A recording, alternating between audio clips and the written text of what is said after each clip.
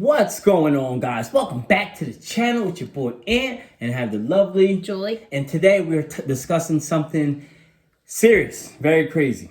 Guys, probably not gonna believe it, but it was a major breakup for us. Major breakup. So I want you guys to really pay attention. I want you to listen to what I am saying by when I say major breakup. As we know, we're gonna do a recap of 2020, and we know that 2020 for a lot of people it was crazy. Like a lot of people were affected by 2020 and a lot of negativity. Rarely seen something An age good. that we thought we weren't going to be ever living in. Yes. Like a pandemic. You thought Yeah. that stuff was like was not wild. going to happen again? Yeah, it was wild. People lost their jobs, lost their security. Kids lost the sense of being around other kids in school. Zoom for schooling, Zoom for work. So not being able to congregate with your colleagues. A lot of stuff happened. It was a major breakup for the Transitioning world. to stay home and Yes. really take a time out and just be home and Absolutely. not on the go. Absolutely. We took a lot of stuff for granted in 2020, and it was an eye-opener for a lot of people. The gyms closing. I had a lot of clients myself that were on Zoom, which I've been doing that anyways. So, but for them, it was kind of new. For me, it's like I've been doing it for years. So to transition them from in-person training to Zoom training, that was difficult for a lot of people. Like I said, we talked about the schools and stuff. I have my son, 6-year-old Tony. It was hard for him to adapt to speaking to his friends via Zoom, his teacher, me personally, for learning, that's tough. To be able to be a 6-year-old to learn on Zoom, it was a major breakup. Yeah, there's so many distractions. I mean, in the classroom, let alone, at the house, it's even worse. Yes, yeah, you're in the comfort of your home.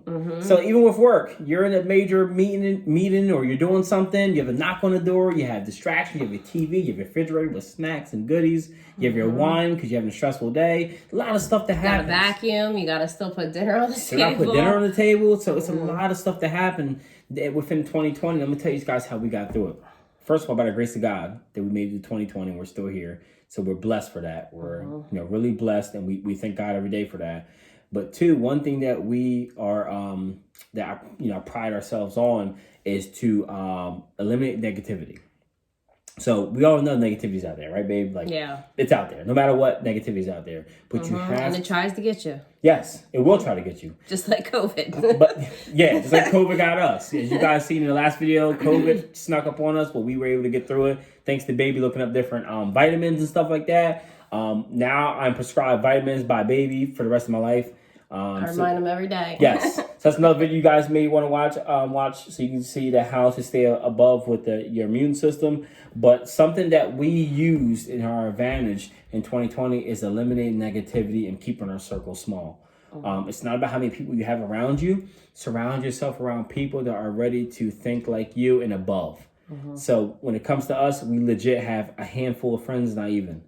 People we know that's going to be there for us. People I know that's going to be there no matter what. And every day we look after each other. So we know that, life can take you on different turns, different curves and stuff like that. But we knew that we were all we got. Yep. So if we ain't got each other, we ain't got nothing. So that was major for us in 2020. And I'll tell you right now, and a lot of people are not going to believe this because a lot of people went through a lot of stuff. 2020 was the best year of our lives. We met in 2020, fell in love with each other in 2020, gotten married. We're expecting a child in 2021. It's been crazy. I started a new job. She got basically praising her promotion that that she was given. And she's in a better position. And it's just 2020 for us has been crazy. The reason why is because we believe in a higher power. We believe in God. And we read the Bible. We try to read it, but we don't read as much as we have. That's another thing that's on our bucket list for our journey in 2021 is read more. But one thing we did was God gives you so many different things.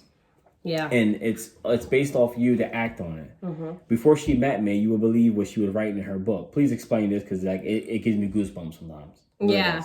So I always struggled with religion. Not that I didn't believe it.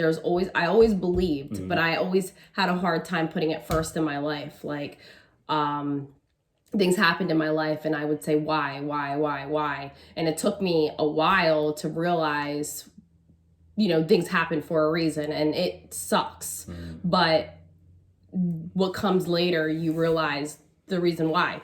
So I got this book and it was like, it's like a 52-week book that I got, and it's about religion. So it breaks down different verses, and then you have to like reflect on them.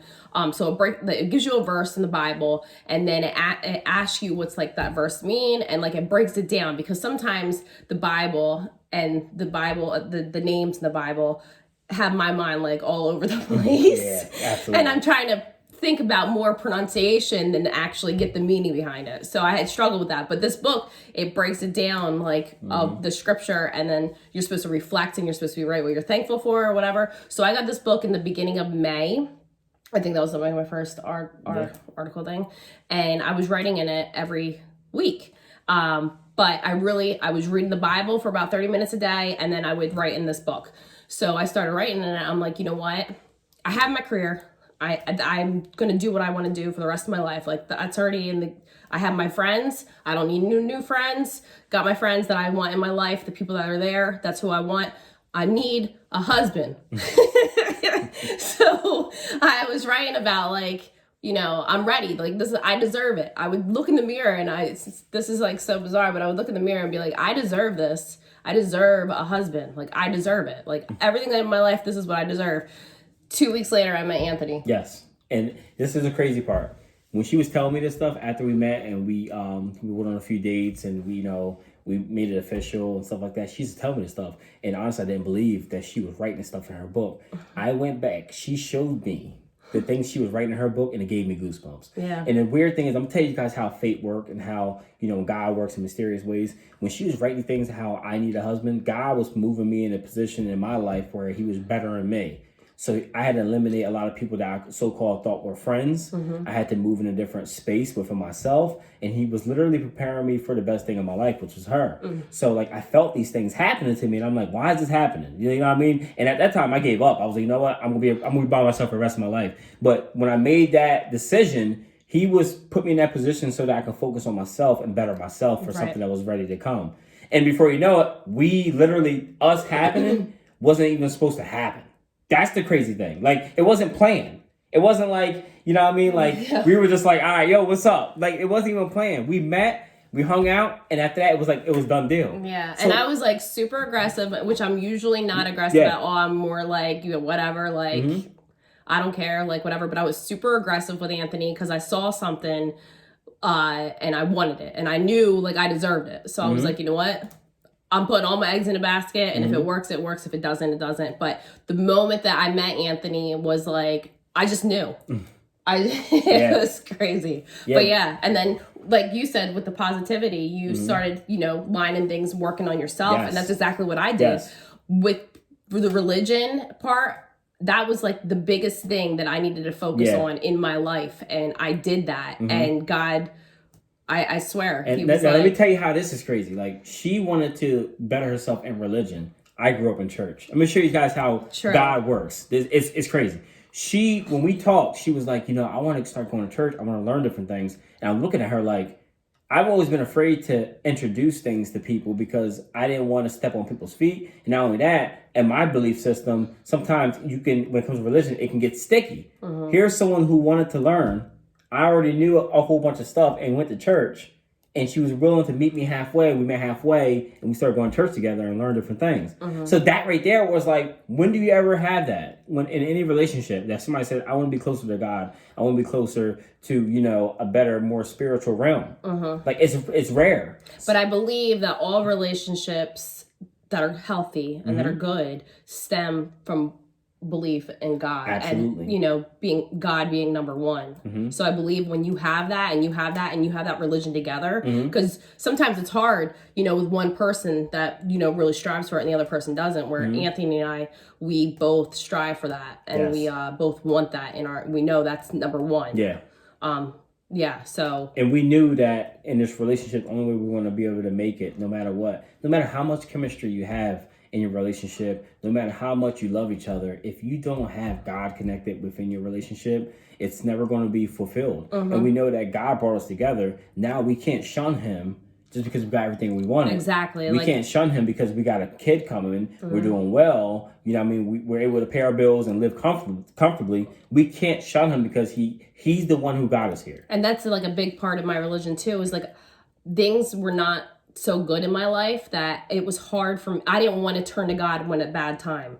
I wanted to turn to him when I was on the up and up. So like I didn't just go to him and want something, you know? So I wanted to go to him, which I did in May, where I felt accomplished in my life. And I went to May and I started really focusing because I felt good. I was like, you know what? Now it's my turn to show like I'm thankful for everything that I have. And I know it's a higher power that gave me everything that I have. Absolutely. And then that's when it was crazy. I tell everybody the story and they're like, that's so nuts. I said, all you got to do is believe. Like all you do is got to believe. And my best friend, Gina, she's like very spiritual. She's the one that told me like, you got to believe that you deserve these things. And I was like, you know what? You're right. I do. So. And it's crazy, it's crazy the transition we were going through. As she was praying to God for a husband, I was saying, I give up. Isn't that crazy? I was saying, I'm giving up. And she was praying for a husband.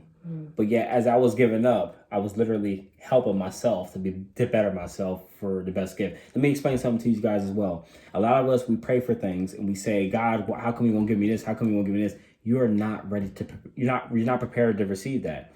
Honestly, if she would have came in my life 3 to 4 years prior, then I would have lost her.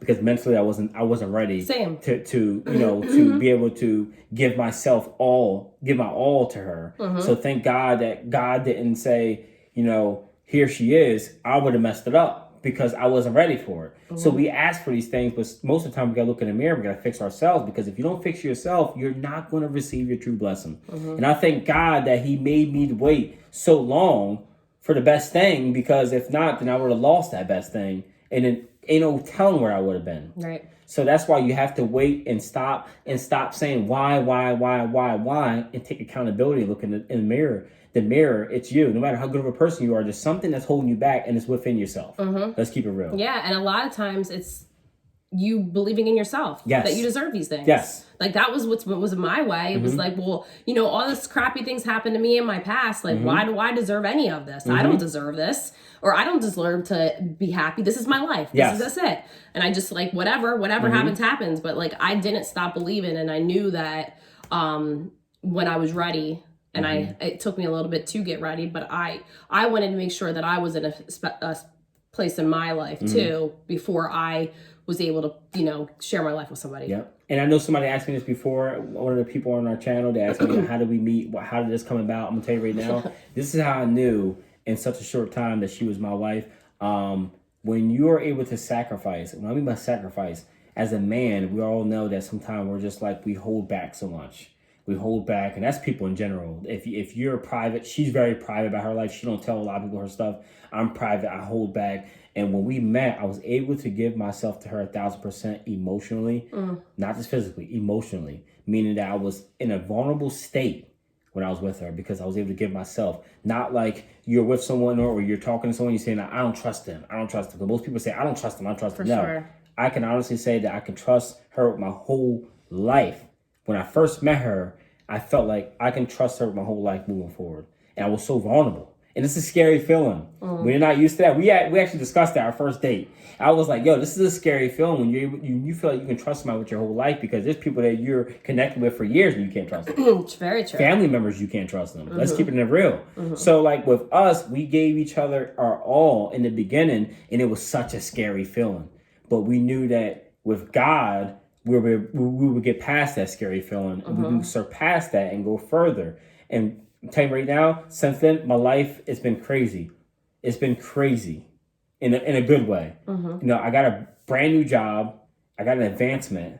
I feel better. I think better. It's just everything moves in the right place, but you must give up the most important thing, sacrifice. Yeah. You have to sacrifice. That's the most important key. I'm 33 years old, and it took me like 32 years to sleep good and not have to, go to sleep with something on my mind or wake up with something on my mind. And I thought that's how a relationship was supposed to be. I thought it was like you were supposed to go to sleep with, what are they thinking? How are they thinking? Before you went to, and then wake up in the morning and be like, oh no, am I on their mind? Am I doing this? I never had it thinking like that with Anthony. I knew that we were going to be together. Yeah, no matter what. And then, like she said that, like, you don't have to worry about that. No. That's nonsense. That's high school stuff. And once you get past that, you're just like, like me, like coming in the house after a long day, I watch a lot of motivational tapes, right? And one of the motivational tapes that I watch, it's Eric Thomas. Eric Thomas, check him out. And one thing I learned from him, and I learned every time I drive to work for an hour, when I was driving to my old job for an hour, and I listened to him, one thing he spoke on is like, before you come in that house, do not disrespect the person you love just because you had a bad day. And she'll tell you, when I come in this house, I'm so excited to see her. Like, how can I not smile and be excited about the woman I love because I had a bad day at work? Like, it's a slap in the face. And that's one thing I learned from listening to these tapes. I kept learning. I'm like, all right, how can I be a good husband? Because I want to be the best husband I can, possibly be. And like, when I come in the house, I'm so excited. I'm just like, yo, like, you know what I mean? Where you been at for the past 12 hours? Like, yo, what's up? Like, you know what I mean? Yeah. And it's just exciting to be able to come home to somebody that you just truly love and you look forward to seeing. Like, it's just crazy. Like, every day it's an adventure with her, every day. And like, we're really, truly blessed. So just know that no matter what's going on in the world, a pandemic, whatever you may be going through, rock bottom, let me explain something to you. We both reached rock bottom. We both been there. A lot of stuff happened to her. A lot of stuff happened to me. We both reached rock bottom. We know how it feels to feel like all hope is gone and you don't feel like being here anymore. But there's a reason why you are still here. There's a reason. Yeah, and it's, we're trying to remain positive in those dark times because,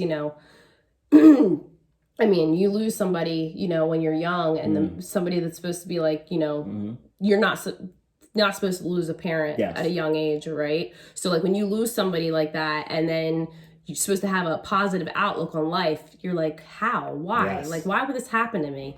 That was my best friend. Like, why would that happen? And it takes a little bit to understand why it happened. And I know that sounds crazy, and I felt guilty for saying that for a while, but it was like, you don't know what's going to happen to that person if that person didn't pass away that time, and you don't know where you would have been if that person stayed alive. Like just different things. So as bad as it is, because we've been there, and I know there's bad situations, but it's remaining positive and know that you have one life and that you have to get up every day and you got to push yourself and you got to be positive and be around positive people, because there's so many negative people out there that try to hold you back, and those people we try to stay away from. We try to surround ourselves with people that have the same goals, that love life, because we do love life. Yes. And let me explain to you guys how crazy life is.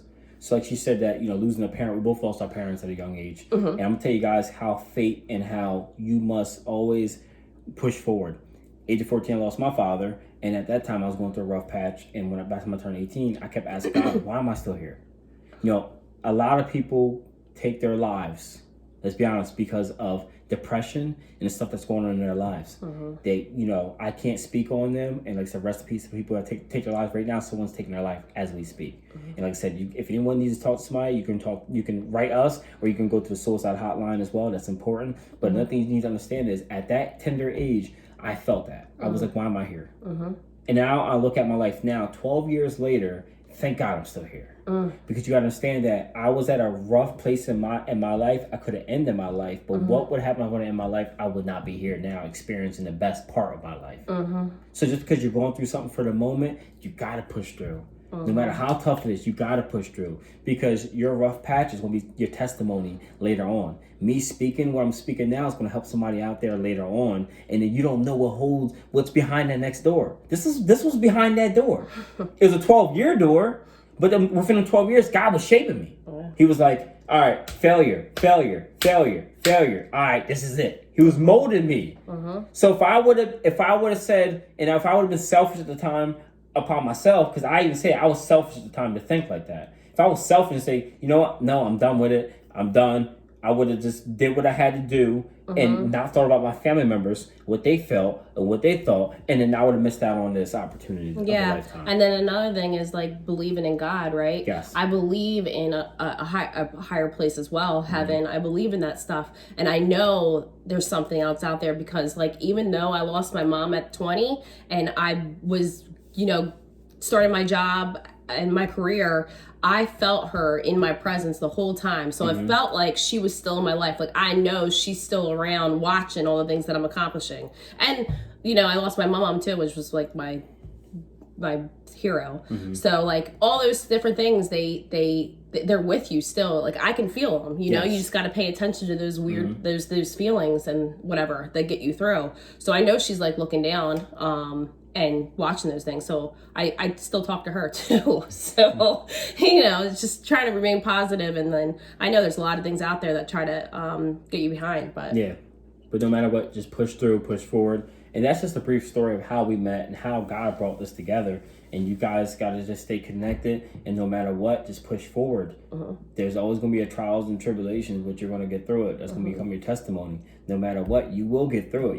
You will surpass that no matter what. You know, everything in our life is not perfect, but everything in our life is perfect for us. It's perfect. Our whole life is just like, we can't complain. We wake up every day. And we're just like, we cannot complain. We refuse to complain. Yeah. If we complain now, it's literally just saying, you know, we don't care.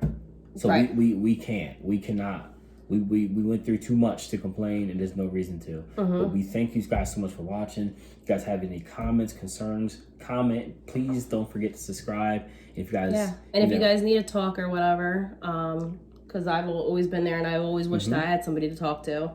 So reach out. I know people are going through a lot of stuff. Reach out, comment. If you guys want to go more in depth, inbox us on YouTube, whatever. It doesn't matter what it may be. We are not, you know, greater than anyone else. We're human. Oh, and that book that I got it off of Amazon, and it's like a 52-week woman journal for whatever. We'll find a link. We'll try to put it inside the description so you guys can check it out. The book that she always writes in. She writes every week. I think it's important. Sorry, no, I know we're trying to end this, but I think it's important to document your journeys too, and like take that time out for journaling or whatever, just to write down your experiences. Because there's this thing that I wrote, and it's like, you know, the importance of why I think I deserve certain things. And sometimes when I have those moments where I struggle, like, you know, it's simple as like my hair's not laying the right way or something like that, I look back at that thing that I wrote about myself, and I'm like, it's so deep for me that, you know, if I didn't write that down, I believe journaling is important. And she helped me with that too, because we were in church one service, and my pastor was my mentor, and he even brought up in the Bible that there's parts in the Bible where, you know, you have to demand things from God if you feel like you deserve it. If you feel like that is your calling and what you want, you don't ask, you say, hey, this is it. Yeah, it's true. And that's so weird that you said that, because I was listening to Joel Osteen, a podcast, and he was like, demand that you need these things. And I was like, what? Like, I got to tell God? Like, I'm scared. It sounds scary. I thought I was supposed to ask. Yeah, it sounds scary, but it's actually in the Bible. He actually preached on it. Ralph Graves preached on it one Sunday. And then Joel Osteen touched base on it as well. Yeah. And I'm just like, wow. Like, it's a scary thing, but when you know that you're a good person, you're doing everything you can to be a good person, you have a kind heart, you're good-hearted, or whatever, certain things that you ask for, it's not just you demand because you're selfish, you demand it because everything that you've been through, you feel like, you know what? This is what I should have. And in return, I can give something back. And I know that's hard for people. Like, you know, it was hard for me to be like, this is what I deserve. I was like, oh. When I read her book and her passage, it motivated me. I was like, wow. Yeah. Baby was like, nah. I was like, give it to me. She was like, where my husband at? I was like, right here. I'm not going to do it next day like, yo. It was crazy. I wrote that, and then the next week, it like you're supposed to write what you're thankful for and your highlights and things like that. My first line was Anthony Jones, and then it was like highlight, I met Anthony. Yep. Wow, man. So like I said, that's our love story. That's how everything came about. We really appreciate you guys watching. Please subscribe, hit the post notification bell. Thank you guys for everything you have done. 2021 is going to be even crazier. It's going to be better. It's going to be better for you too. You must claim positivity. Self-affirmation. What I want you guys to practice before we get off is waking up in the morning every day and telling yourself you deserve better and you need better. Look at yourself in the mirror and say it. In the mirror. That's what we do. That's what we're going to continue to do, because we know no matter what, there's a lot of stuff going on in this world, but we deserve to live a better life, not only just for us, but for our kids and our ancestors that went through so much. Yep. Always remember that. We love these guys. You have a blessed night, and we'll see you guys on the other side. Peace.